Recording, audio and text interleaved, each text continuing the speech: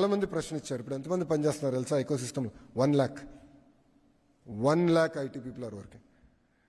ఆనాడు క్రిటిక్స్ మాట ఎన్నుంటే ఆ 1,00,000 మందికి ఉద్యోగాలు వచ్చేది కాదు స్వామి ఈరోజు. So it takes a certain amount of vision. అది గౌరవ ముఖ్యమంత్రి చంద్రబాబు నాయుడు గారికి ఆ విజన్ ఉంది కనుక మేము పనిచేయగలుగుతున్నాం.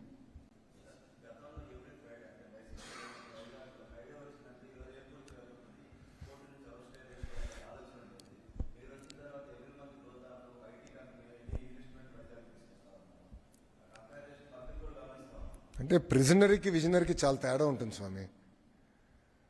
ఇప్పుడు విజనరీకి ఏంటంటే ఆంధ్ర రాష్ట్రం ఎట్లా ముందలు తీసుకెళ్ళాలి, తలసరి ఆదాయం ఎట్లా పెంచాలి. మీరు ఒకసారి చూడండి, 1998లో అనుకుంటా ఆనాడు మెకెన్జీని తీసుకొచ్చి విజన్ 2020 అని క్రియేట్ చేశారు చంద్రబాబు నాయుడు గారు. విజన్ ఉమ్మడి ఆంధ్రప్రదేశ్. చాలామంది ఎగతాళి చేశారు, ఈయన విజన్ 2020 అంటున్నాడు, ఏమవుతుంది, ఈయన ఉంటాడు అప్పటికి, ఇట్లా అనేక మంది ఎగతాళి చేశారు. Look at Hyderabad today, boss. Compare Hyderabad to Chennai. Compare Hyderabad to Bangalore.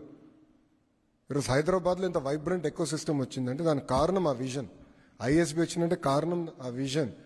Outer ring road మీరు చూడండి, అదే శంషాబాద్ ఎయిర్పోర్ట్ చూడండి. I believe it is India's best airport. ఆ రోజు చంద్రబాబు నాయుడు గారికి ఆ విజన్ ఉంది కనుకనే వరల్డ్ క్లాస్ ఎయిర్పోర్ట్ క్రియేట్ చేశారు. చాలామంది అన్నారు 5,000 ఎకరాలు అవసరమా ఎయిర్పోర్ట్ కానీ. ఈరోజు చూడండి, that single airport is creating 12% economic activity for Telangana. 12% was single airport. That it requires vision.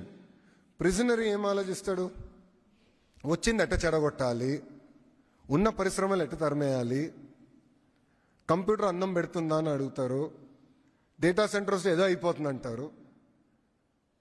ఇప్పుడు వాళ్ళు అదే చెప్తున్నారు కదా, చెట్లు రావు, వేడి ఎక్కువ వచ్చేస్తుంది. అసలు వీళ్ళందరికీ ఏంటంటే ఉన్న పరిశ్రమల్ని ఎట్లా పంపించేసేయాలి, ఎలా లోకల్ ఇష్యూలు క్రియేట్ చేయాలి, వాళ్ళు అహర్నిశలు ప్రయత్నిస్తున్నారు. వాళ్ళే పిల్స్ కూడా వాళ్ళే వేయించారు. టీసీఎస్ పైన కాగ్నిసెంట్ మేము భూములు ఇస్తే దానిపైన పిల్లు వేయించింది వైకాపా. కోట ఏమనేది ముట్టకలేసింది. టీసీఎస్ కాగ్నిసెంట్కి ఇస్తే మీకేంటే ఆ ప్రాబ్లం అని అడిగారు. వాళ్ళు నిరుద్యోగ యువకులకు ఉద్యోగాలు కల్పిస్తున్నారు, వాట్ ఈస్ యువర్ ప్రాబ్లం అని వాళ్ళు ప్రశ్నించారు. అంటే అంత బోల్డ్గా మేము వెళ్తున్నాం. So that is the difference between a prisonary and a visionary. అది తేడా. What we are doing. So I really thank my opposition for endorsing the hard work that this government has done. It means a lot.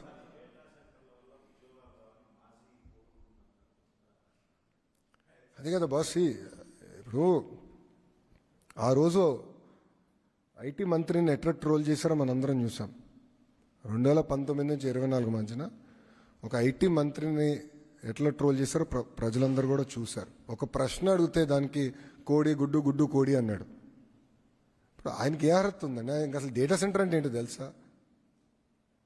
విచిత్రం ఏంటంటే ఒక IT సంస్థ ఆయన అడిగింది, sir మాకు ఇప్పుడు కొంచెం దూరం ఉన్నాం, పబ్లిక్ ట్రాన్స్పోర్టేషన్ లేదు, పబ్లిక్ ట్రాన్స్పోర్టేషన్ వేయండి అంటే బస్సులు వేయండి అని కోరారు. అది కూడా ఆయన చేయలేకపోయాడు boss. He couldn't do that. 2 years వాళ్ళు అడిగితే అది చేయలేకపోయాడు ఆయన. మేము అధికారంలోకి వచ్చిన వెంటనే మొదటి నెలలో ఐటీ కంపెనీలు అందరితో నేను మీటింగ్ పెట్టుకుంటే వాళ్ళు అన్నారు, మిగతా అంతా మీరు చేయండి కానీ ముందర మాకు బస్సు చేస్తే చాలంటే we did it. We did that. కనీసం బస్సు కూడా వేయలేకపోయాడు. ఆయన ఏం మాట్లాడతాడు అసలు? ఆయన ఏం తెలుసు? ఆయన ఎవరన్నా సీరియస్గా తీసుకుంటాడా? ఆయన మెసేజ్ పెడితే ఒక్కడన్నా స్పందిస్తాడా? ఒక్క మీనింగ్ఫుల్ బిజినెస్ మెన్ స్పందిస్తాడా? ఆయన మంత్రిగా ఉన్నప్పుడు ఏం చేశాడు? వాళ్ళు గ్లోబల్ ఇన్వెస్టర్ సమిట్ అని ఒక చివరికి ఎన్నికలు ఇంకా ఓడిపోతున్నాం అనగా ఒక సమిట్ అని పెట్టారు. అప్పుడు ఒక electronic media national media person ఏమడిగారంటే, మీరు గ్లోబల్ ఇన్వెస్టర్ సమిట్ అన్నారు, చాలా సంతోషం, గ్లోబల్ కంపెనీల పేర్లు చెప్పండి ఏమేమి వస్తున్నాయంటే ఆయన ఒక్క కంపెనీ చెప్పలేకపోయాడు. ఈ couldn't tell even one company. మాకు సమ్మిట్ పెట్టాల్సిన అవసరం రాలేదు, ఆల్రెడీ తీసుకొచ్చా. ఇటుగో పార్ట్నర్షిప్ సమ్మిట్ పెడుతున్నాం, బట్ మేము ఏం సమ్మిట్ కోసం ఆగట్లా. We're moving very fast. చాలామంది గతంలో అడిగారు, డావోస్కి వెళ్ళారు, పక్క రాష్ట్రాలు ఎంఓయూలు చేశారు, మీరేం చేశారు? ఫాలోఅప్లు జరుగుతాయి. డావోస్లో గూగుల్ క్లౌడ్ CEO కురియన్ గారిని గౌరవ ముఖ్యమంత్రి గారు అక్కడ కలుస్తాం జరిగింది. ఫాలోఅప్ మీటింగ్ చేసి ఎంతవరకు వచ్చింది అన్నీ డిస్కస్ చేశాం. మొన్న టాటా సన్స్ చైర్మన్ చంద్ర గారు నేను బాంబేలో కలిసినప్పుడు నేనే స్వయంగా స్టేటస్ అప్డేట్ ఇచ్చా. టాటా గ్రూప్ కంపెనీ ప్రాజెక్ట్స్ అన్ని ఆంధ్ర రాష్ట్రంలో ఏంటి, ఒక్కొక్క ప్రాజెక్ట్ ఏ స్టేటస్లో ఉంది, ఎక్కడ గ్యాప్ ఉంది, గ్యాప్ ఆంధ్ర రాష్ట్రం సైడ్ ఉందా, టాటా గ్రూప్ సైడ్ ఉందా, ఓపెన్గా డిస్కస్ చేశాం. ఇట్లా చాలా పాజిటివ్గా, చాలా ప్రోయాక్టివ్గా మేము ముందరగలుగుతాం. ఇప్పటికీ నా బ్యాగ్లో మీరు చూస్తే టాప్ 10 ఇన్వెస్టర్స్ ఎవరైతే ఆంధ్ర రాష్ట్రంలో పెట్టుబడి పెట్టారో వాళ్ళన్ని డీటెయిల్స్ ఆ బ్యాగ్లో ఉంది. ఒక ఫోల్డర్ ఉంటుంది. రిలయన్స్ అవ్వచ్చు, టాటా అవ్వచ్చు, జిందాల్ అవ్వచ్చు, స్టేటస్ అప్డేట్ ఎవ్రీ వీక్ నా ఆఫీస్ నాకు అప్డేట్ ఇస్తుంది. ఆ ఫోల్డర్ నా బ్యాగ్లో ఇప్పటికీ ఉంది. సో ఎప్పుడైనా వాళ్ళు కలిసినా, ఎప్పుడైనా ఫోన్లో మాట్లాడినా బస్ ఇదిగోండి ఇది update, this is the status అని మేము చెప్తున్నాం. అంతేకాకుండా ప్రతి ప్రాజెక్ట్ వాట్సాప్ గ్రూప్ కూడా ఏర్పాటు చేశాం. నేనున్న ఆ గ్రూప్లో ఆ కంపెనీకి సంబంధించిన చైర్మన్ గారు ఉంటారు, సంబంధించిన శాఖ మంత్రులు ఉంటారు. ఒక ఉదాహరణ ఇస్తాం. రిలయన్స్ సిబిజీ ప్రాజెక్ట్ ఉంది. ఆ గ్రూప్ ఆఫ్ మినిస్టర్స్కి నేను చైర్మన్గా ఉన్నా కనుక నేను, ఎనర్జీ మంత్రి గొట్టిపాటి రవి గారు, రెవెన్యూ మంత్రి అనగాని సత్యప్రసాద్ గారు ఆ గ్రూప్లో ఉన్నారు, ఎనర్జీ సెక్రటరీగా విజయానంద్ గారు, రెవెన్యూ సెక్రటరీ ఉన్నారు. అట్లా రిలయన్స్లో ఉన్న ఎగ్జిక్యూషన్ టీం కానివ్వండి, పెట్రోలియం సంబంధించిన CEO గారు కూడా ఆ గ్రూప్లో ఉన్నారు. ఒక వారం వాళ్ళ దగ్గర నుంచి అప్డేట్ రాకపోతే నేను మనం పెట్టా, ఏంటి ఇంకా అప్డేట్ రాలే, ఏంటి వాట్ ఈస్ ద స్టేటస్, మీరు ఎవ్రీడే పెట్టమంటున్నాను, మీరు ఎందుకు వారం తీసుకున్నారని నేను వాళ్ళని అడుగుతున్నా. ఎందుకంటే బాబు సూపర్ 6లో మేము ఇచ్చిన తొలి హామీ 20 లక్షల ఉద్యోగాలు మేము కల్పిస్తాం, బోత్ ప్రైవేట్ అండ్ గవర్నమెంట్ రంగంలో. మేము ఇచ్చిన ఫస్ట్ ప్రామిస్. దానికి మేము ఇప్పటికీ కట్టుబడి ఉన్నాం, అహర్నిశలు కష్టపడుతున్నాం. ఎక్కడ కానీ ఇబ్బంది లేకుండా చేయాలని లక్ష్యంతో మేము పనిచేస్తున్నాం. ఆ 20 లక్షల ఉద్యోగాలు కల్పిస్తాం. ఒక ఐటీ రంగంలోనే ఒక ఛాలెంజ్గా నేను తీసుకున్నాను, 5 లక్షల ఉద్యోగాలు కల్పించాలి. ఐటీ అలోన్ ఒక ఛాలెంజ్గా తీసుకున్నాను. అండ్ రాబోయే రోజుల్లో మీరు చూస్తారు ఎవ్రీ వీక్ అనౌన్స్మెంట్స్ ఉంటాయి. ఎందుకంటే చాలా కష్టపడ్డాం. ఈ 17 నెలలు అహర్నిశలు కష్టపడ్డాం. మంత్రులందరం కలిసి పనిచేస్తున్నాం. ఏ ఒక్క కంపెనీ పోకూడదని. పక్క రాష్ట్రం ఒక్క కంపెనీ వెళ్ళినా మేము ఫాలోఅప్ చేస్తాం. ఎందుకు పోయింది, ఎక్కడ తప్పు చేశాను, తెలిసి ఎందుకు తప్పు చేస్తున్నాం, కరెక్షన్ ఎట్ట చేయాలి.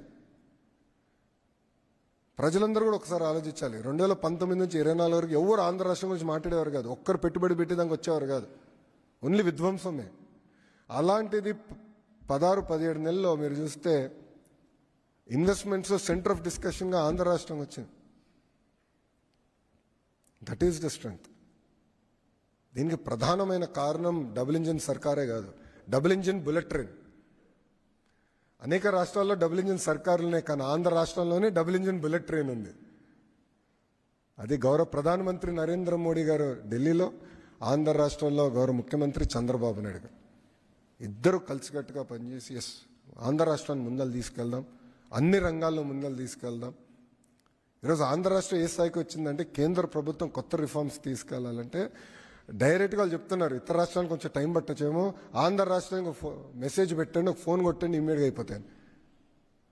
ఇట్లా మొన్న లేబర్ రిఫార్మ్ సంబంధించి మాకు ఫీడ్బ్యాక్ వచ్చింది. ఎలక్ట్రానిక్స్లో పెద్ద ఎత్తున మేము ముందరికి వెళ్ళాలి. నేను మంత్రి గారిని కోరినప్పుడు ఈ రిఫార్మ్స్ చేసేయండి, ఎవరైతే ఫస్ట్ చేస్తారో వాళ్ళకే ఛాన్స్ ఇస్తామని చెప్పారు. 15 రోజుల్లో చేసి చూపించాం. మేము 15 డేస్లో చేసి చూపించాం. ఇట్లా కష్టపడుతున్నాం. కానీ ఇదంతా సాధించాలంటే ప్రజల సహకారం కూడా చాలా చాలా అవసరం. మనందరం కలిసికట్టుగా పనిచేయాలి. కలిసికట్టుగా ఆంధ్ర రాష్ట్రాన్ని అన్ని రంగాల్లో నంబర్ 1 చేయాలని ప్రజలు కూడా నేను కోరుకుంటూ